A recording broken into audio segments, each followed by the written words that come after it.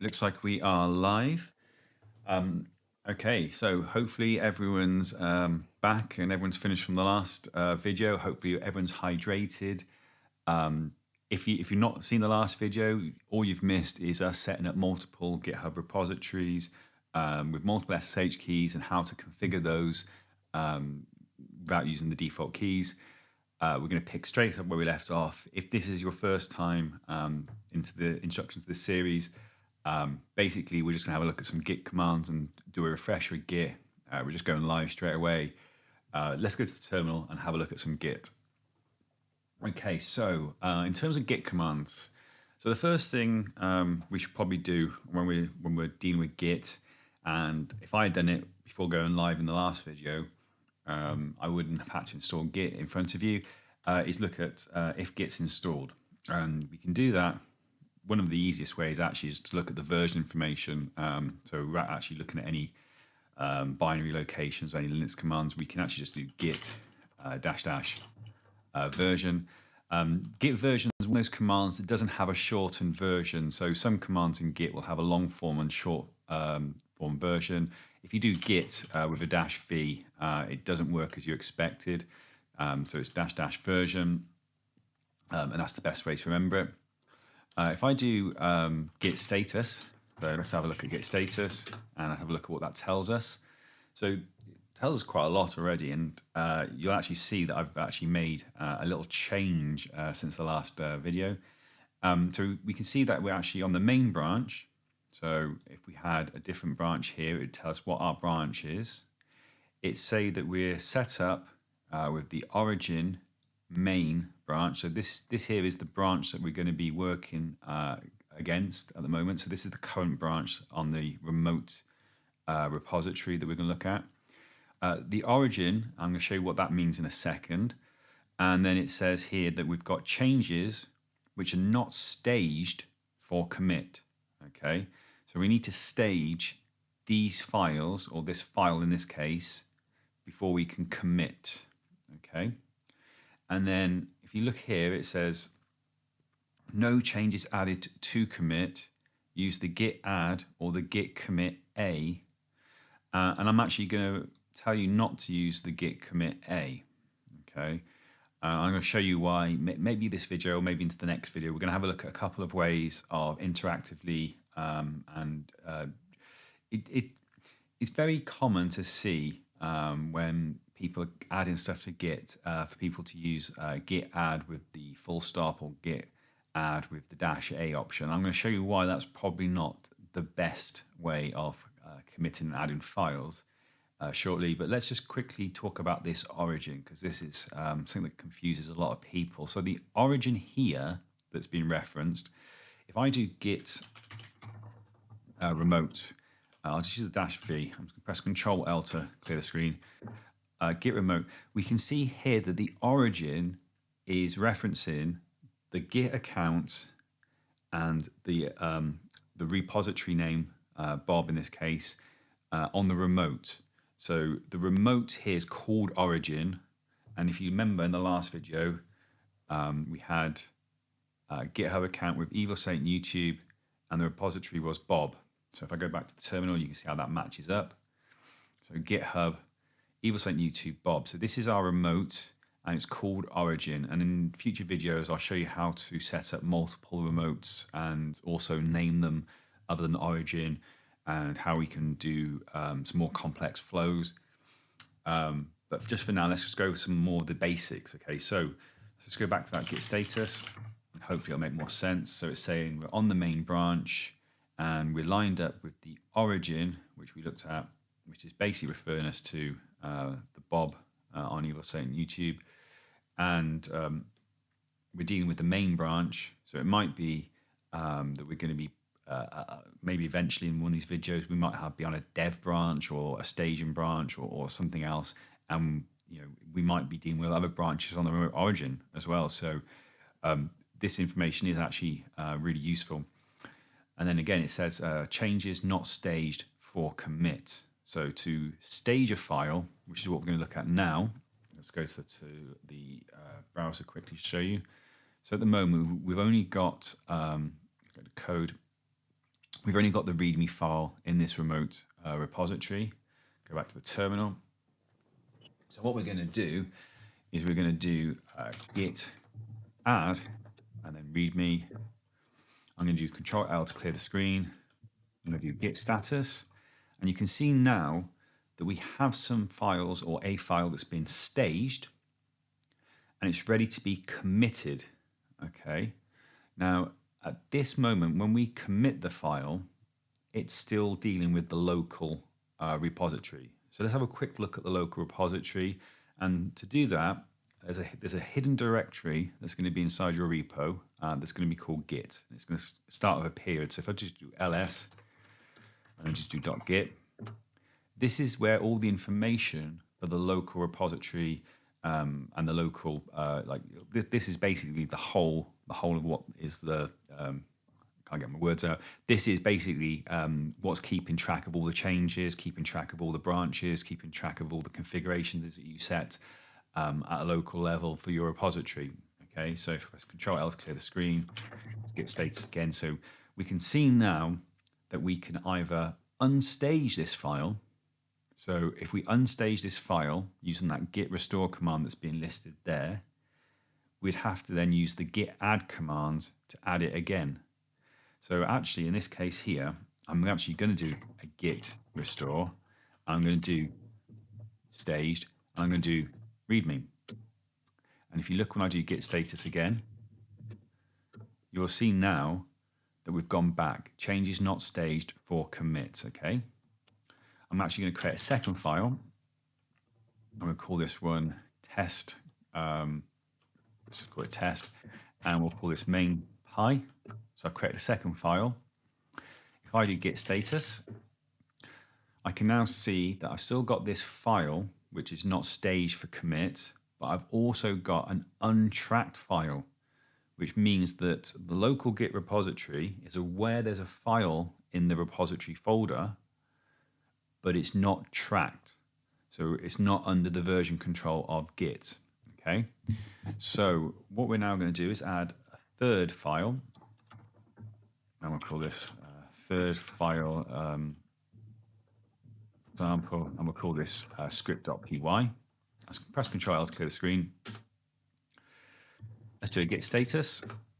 Okay, so we now got two untracked files, and we've got one file which is not staged for commit.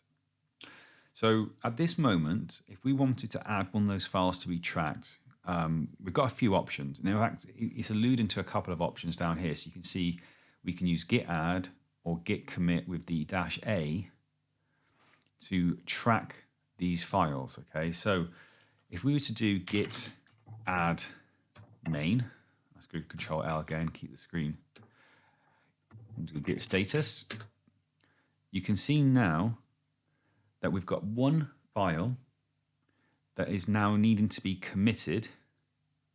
We've got another file which is not staged for commit, and we've got one untracked file. Okay, so I'm hoping this makes sense, and if we need more elaboration on some of this, we will go into this. Okay, I'm now going to create a fourth file, because rather than doing git add main, I'm going to show you a shortcut which would replace having to do git add each individual file. So I'm going to do echo for, and we'll call this one billy.md. Let me just do Control L just in case you're on a mobile. So billy.md. I do git status. You can see I've got two files that are untracked. And if I do Control L and I do git add with the dot like that, or I could do git add with the A option, but you'll see this one more commonly. So git add with a dot. You'll see that I now have everything all at once now added, ready to be committed. Okay, so these are all now staged. Now, once they're staged, I can do git commit with the M option. The M allows me to put a message or a comment. If I didn't add the M option, it would probably, it would actually take whatever my default editor is in the terminal and open it up and ask me to put a commit message. If you don't know what your default editor is, you might be able to find it depending on how your Linux is set up. You can echo and then looking at the editor variable. Okay. In my case, though, I'm actually just going to do the git commit, like so, with a message, and we'll call this one. So we had a commit in the last one, so second commit, like so. And you can see now 4 files were changed, 6 insertions, 1 deletion. Okay. Let's press Control L to go back up to the top. And let's see what this means. So if I do git status, like so, it's now going to tell us that we are ahead of our remote, which was called origin, and the main branch of that remote, we're ahead of it by 1 commit. So we've committed locally to the local repo. So inside our .git now, it has knowledge of this commit, but the actual remote does not have knowledge of that commit. And the way we can give it knowledge of that commit, so if I go over to the browser again, so over to the browser, if I just press refresh, you can see at this moment, we still just have that first commit. This remote repository does not have knowledge of that last commit that we've done because it hasn't been pushed to this remote repository. So I'll go back to the terminal.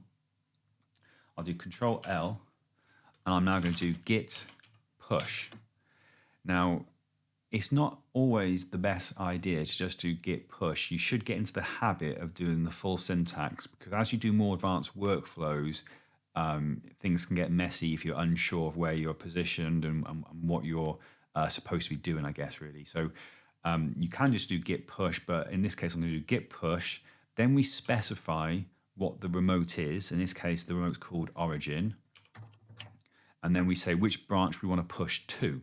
Okay, now we haven't got to always push to the same origin, or sorry, the same remote and the same name branch. In this case, it just happens to be origin main, and this is very common. If you look at older text, you might see the word master used a lot. It was phased out quite a few years back now, but there's still a lot of examples showing master. Just make sure that when you're on your browser, you're using the right branch name that you've set up here. So you can see here by default, GitHub creates a main branch. I can't remember if GitLab has changed over now to main, but for a while it was lagging behind GitHub and it was still a master. But you might be on something else like Bitbucket or an open source version of GitLab or something else. So just make sure that your branches match up with what you're expecting. Let's go back to the terminal. So I'm going to do git push origin main. So now this is now pushed that commit to the remote. So if we go back to the browser and we do refresh, we can now see it's got knowledge of 2 commits. So I click on here. You can see that was the initial commit, and then this is our second commit. If we go back to the terminal, the way that we can get an understanding of the commit history is using the git log command. So if I just press Control L, I can do git log. And here we can see some really useful information. So we can see here that we've got 2 commits. We can see where we are with the remote and the local. So we'll look at heads and mains and origin main and what this means probably in the next video. We can see we've got 2 commits. We can see who they were done by. So Billy at Acme Corp. And we can see the dates and the messages. Now, as we do lots of commits, this is going to get pretty messy. So there's actually going to be ways of us making this a little bit tidier, so we can put this on one line, so we can reference more commits easier. So if I just press Control L and do git log, we can do -- one line. And you can see now there's our 2 commits, and it's much more terse, so we can see what's going on. And I guess we'll save the next bit for the next video. But for now, we've just done our first git push. We've had a look at how we add files using the git add command to add them to our staging. when they're in staging, we're taking files that are untracked, we're adding them, so git add, we're adding them so they're staged, and then when they're staged, we can then commit them, and then we can then take those commits and push them to the remote. So that's where we are in this second video. Hopefully you're following along. There's going to be lots more of these videos, because hopefully we're going to get to looking at hooks, and we're going to look at GitHub Actions and lots more goodness. Okay, so please comment if you're not following along, or if you want me to slow down or explain something better. This is literally my third time using OBS, and this is all new gear, so like, please bear with me. If you want me to go back to the old method of actually editing videos and getting, well, I wasn't editing them, but getting someone else to edit these videos, I will do. But hopefully you're following along and this makes sense and you like it. If you want to see more videos, I guess I should be telling you to hit the subscribe button. But let's join me in the third video, and we'll start to escalate from where we are now. Okay.